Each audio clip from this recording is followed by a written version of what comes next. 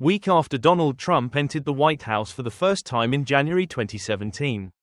He signed Executive Order 13,769, known as the Muslim travel ban, barring entry to the U.S. for refugees and immigrants from 7 Muslim-majority countries. Mayhem ensued. Protests erupted in airports. Panic spread around the world. Within 24 hours it was blocked.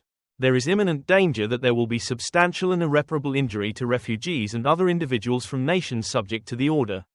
A federal district judge ruled. That was the start of an epic tug-of-war between Trump's new presidency and the courts. Judges from Hawaii to Maryland stepped in to halt the ban, prompting its architect, the far-right immigration hardliner Stephen Miller, to accuse them of judicial usurpation of power. The order had to be written 3 times before it could satisfy even the increasingly right-wing U.S. Supreme Court, losing 18 months in the process. In 9 weeks' time, Miller will be back in the White House as Deputy Chief of Staff for Policy, carrying with him an even more extreme plan for the largest domestic deportation effort in U.S. history. The billion-dollar question is, will the courts let him this time? The second Trump administration is going to pose the federal judiciary with huge challenges, said Lia Epperson, a constitutional law professor at American University. Trump is going for extreme measures, and that will test the balance of power between branches of government over issues like immigration, free speech, and many more. Trump has already made clear, through his own policy agenda and in the gargantuan roadmap to a second term produced by his allies, Project 2025, that he intends to be more aggressive and radical this time. His flurry of cabinet and key federal agency appointments underline the point. Matt Gaetz, the president-elect's choice for U.S. Attorney General, has provoked fears that the Justice Department will be weaponized to go after Trump's political enemies. The choices of the hardline South Dakota governor, Kristi Noem, for Homeland Security Secretary and the Fox News host Pete Hegseth for Defense Secretary give heft to Trump's intention to use emergency powers and the U.S. military to implement the mass deportations. He is creating a cabinet of loyalists who will be in lockstep with his agenda. Epperson said, Trump will arrive back in the Oval Office emboldened by the gift that the Supreme Court bestowed on him earlier this year, broad immunity from criminal prosecution for any of his official acts. The protection, awarded in a July ruling, could have some unexpected consequences. Joe Biden meets with Isaac Herzog, Washington, District of Columbia, USA, the 12th of November 2024. Less than bridge greater than mandatory credit. Photo by Rex Shutterstock 149001060. United States President Joe Biden listens as he meets with President Isaac Herzog of Israel in the Oval Office of the White House in Washington, D.C. Joe Biden meets with Isaac Herzog, Washington, District of Columbia, USA, the 12th of November 2024. White House urges Senate Democrats to approve new judges before term ends. Read more. At its most dystopian, Trump might read the justices' edict as giving him carte blanche to defy their very own orders. One of the things we don't know yet is what would happen if Trump defied judicial orders from the Supreme Court, claiming the immunity granted to him by the very same justices, said Professor Rachel Moran of Texas A&M University School of Law. Another major shift in Trump's favor is that during his first term he managed to push the federal judiciary drastically to the right. The 6-3 supermajority of the Supreme Court was forged by Trump's appointments of Neil Gorsuch, Brett Kavanaugh and Amy Coney Barrett. The lower courts were also transformed by the 242 judges who he assigned to district appeals and other federal courts.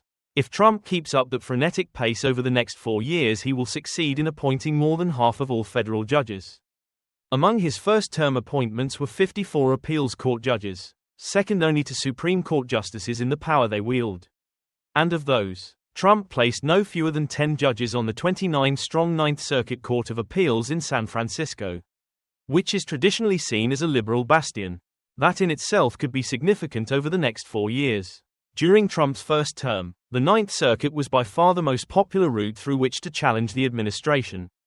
Now, though, the court will be less attractive to those seeking to rein Trump in, given the stamp he has already put on its ideological balance.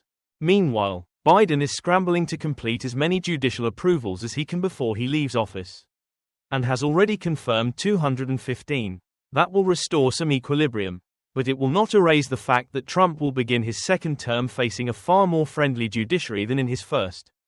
The proportion of appointees who might be sympathetic to his administration has grown. And that means they are likely to be a less effective check on his power. Moran said, "He knows how to do it, and is better prepared." It wasn't just the Muslim travel ban that got embroiled in the courts during Trump 1.0.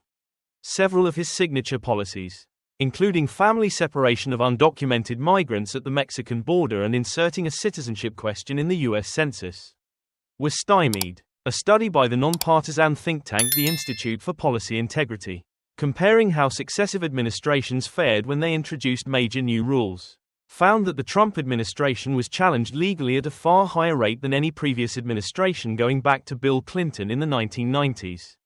When cases got to court, Trump's record was even more abysmal. He lost 57% of the time. That was dramatically worse than Barack Obama's average across his 2 terms, 31%. The process of getting new rules out was flawed in many cases, as was the supporting analysis, so when they showed up in court they were getting dinged a lot.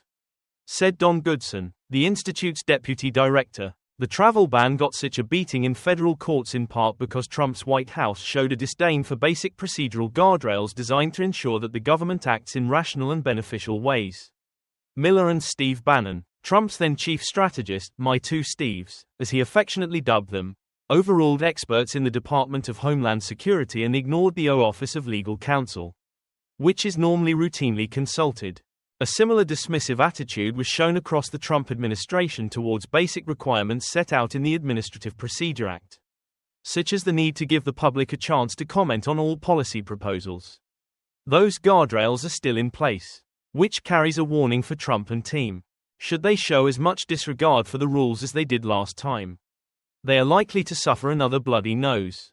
On the other hand, Trump now has the benefit of experience. This is not his first rodeo.